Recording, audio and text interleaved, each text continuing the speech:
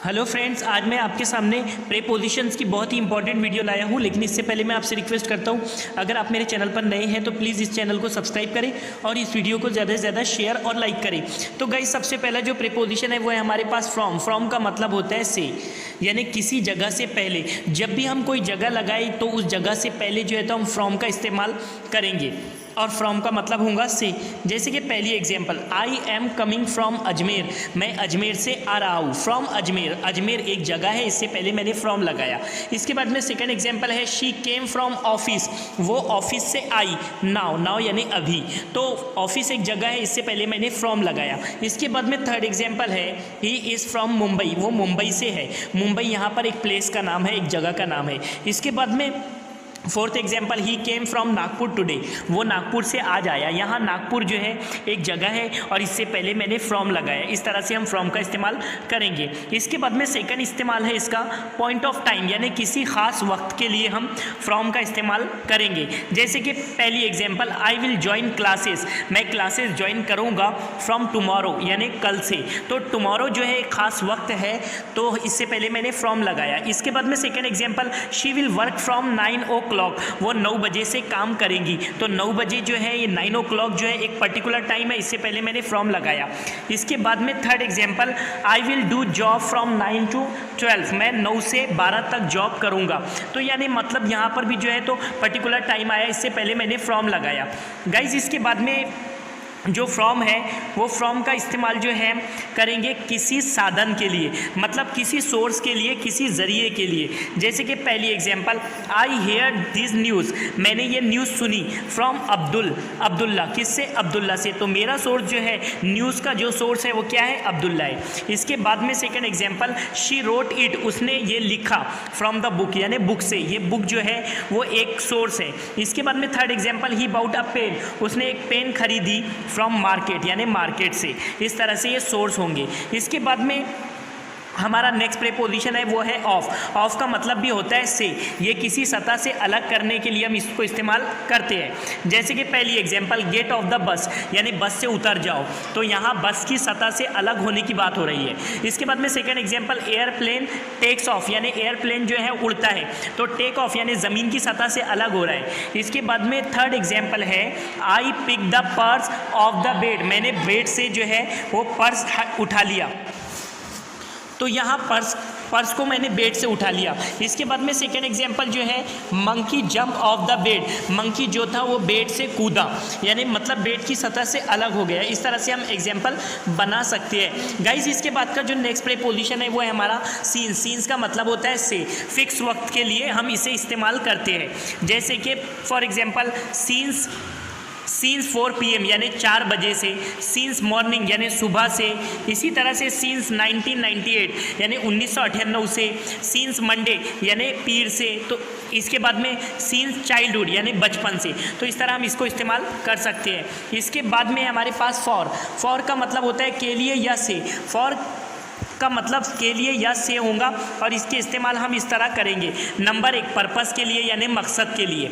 Number 2, durations of time यानी मुद्दत के लिए, वक्त की मुद्दत के लिए। इसके बाद में थर्ड है एक्सचेंज।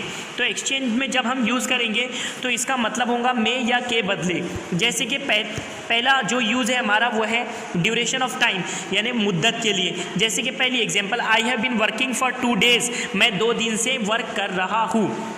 इसके बाद में second example, she has been working for 3 weeks, वो 3 हफ्तों से वर्क कर रही है, मतलब काम कर रही है। इसके बाद में third example, he has join classes, उसने क्लास ज्वाइन की है फॉर एन आवर एगो, यानी 1 घंटा पहले। इस तरह से हम इसका इस्तेमाल कर सकते हैं। इसके बाद में गाइज, इसका सेकेंड इस्तेमाल जो है वह है मकसद के लिए यानी पर्पस के लिए। जब हमें मकसद बताना हो, पर्पस बताना हो, तो तब हम फॉर का इस्तेमाल करते हैं। पहली example, she is going to Mumbai, वो मुंबई जा रही है फॉर वैकेशन, काहे के लिए? गर्मियों की छुट्टियों के लिए। तो यहाँ मुंबई जाना जो है उसका मतलब वो वैकेशन के लिए मकसद बताया जा रहा है। इसके बाद में सेकंड एग्जांपल है, ही वर्कड हार्ड, उसने मेहनत की फॉर फैमिली मेंबर, किसके लिए? फैमिली मेंबर के लिए। यानी यहाँ पर जो मेहनत की गई वो फैमिली मेंबर के लिए, ये भी एक मकसद है। इसके बाद में third example, he got education, उसने तालीम हासिल की फॉर डूइंग बिजनेस, यानी बिजनेस करने के लिए। तो इस तरह हम इस्तेमाल कर सकते हैं। इसके बाद में है हमारे पास में एक्सचेंज, इसका इस्तेमाल होता होता है एक्सचेंज। एक्सचेंज मतलब में या के बदले, इसका मतलब निकलेगा। जैसे कि पहली एग्जांपल, शी बाउट मोबाइल, उसने मोबाइल खरीदा फॉर रुपीज़ 8000 यानी 8000 रुपये में।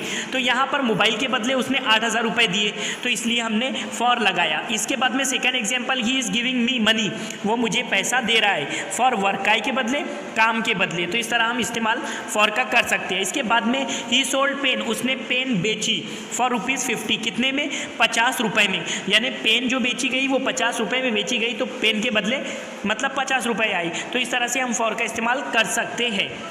इसके बाद में नेक्स्ट प्रीपोजिशन है हमारा बाय। बाय का मतलब होता है से या के ज़रिए या तक या करीब में, ये सब मतलब निकलेंगे।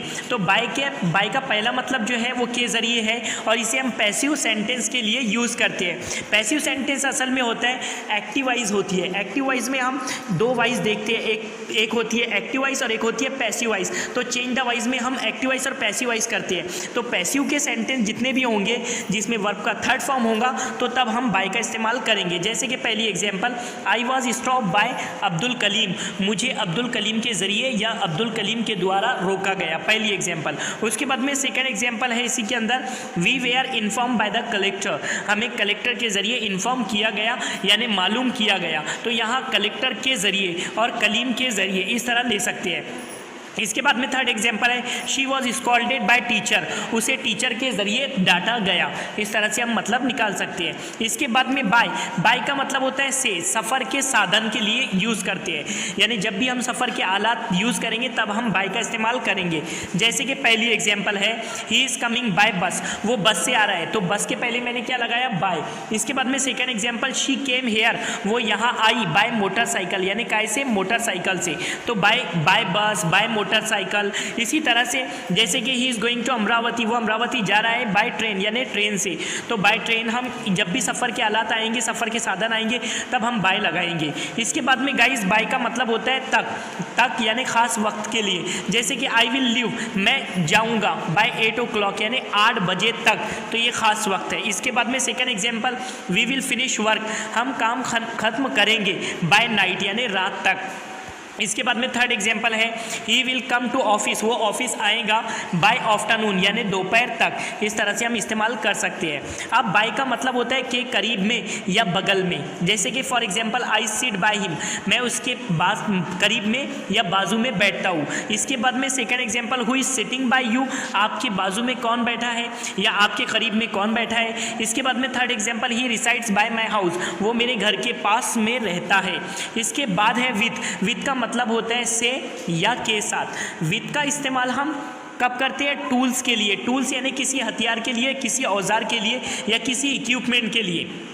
जैसे कि पहली example, I write with a pen, मैं पेन से लिखता हूँ, मतलब मैं लिखता हूँ किससे, पेन से। तो पेन एक इक्विपमेंट है या फिर एक टूल्स है। Second example, she cuts potatoes, वो आलू को काटती है विद अ नाइफ यानी नाइफ से, नाइफ मतलब चाकू से।